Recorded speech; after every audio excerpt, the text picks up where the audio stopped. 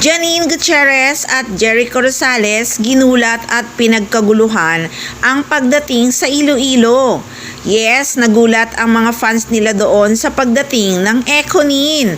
At kaya nga talaga naroon ang Ekonin para nga daw sa taping ng project na pagtatambalan nilang dalawa na talagang sobrang nakaka-excite. At hinala nga ng mga fans, ito na kaya ang The Accused na naudlot last year na nabas nga si Janine Gutierrez dahil hindi naman daw natuloy ang pagtatambalan nilang serye ni Jericho Rosales. Nabas nga kasi ang aktres dahil kung si Janine Gutierrez daw na artista ang kukunin nilang gumawa ng teleserye or movie, malulugi nga lang daw. Hay nako, ang mga dilululang naman ng kabilang love team ang nagsasabi noon. Gusto kasi nila puro laplapan ang panoorin nila.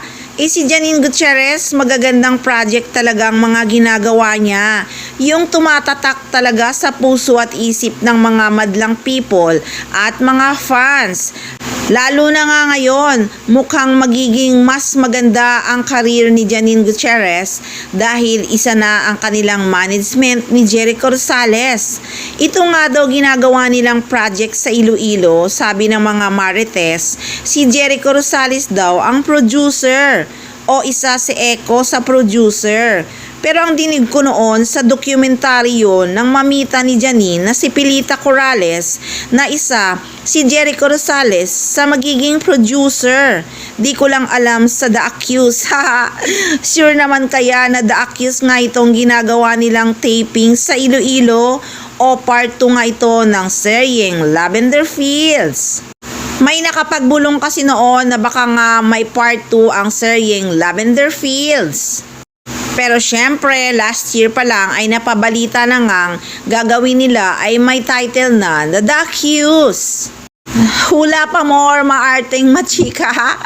Anyway guys, masaya na lang tayo dahil sa ngayon ay magkasamang gumagawa na ng project ang Ekonin.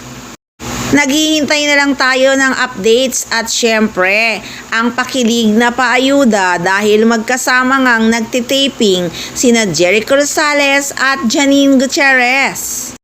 Sa ngayon daw kasi talaga hindi muna pwedeng i-share ang kanilang ginagawa sa kasalukuyan.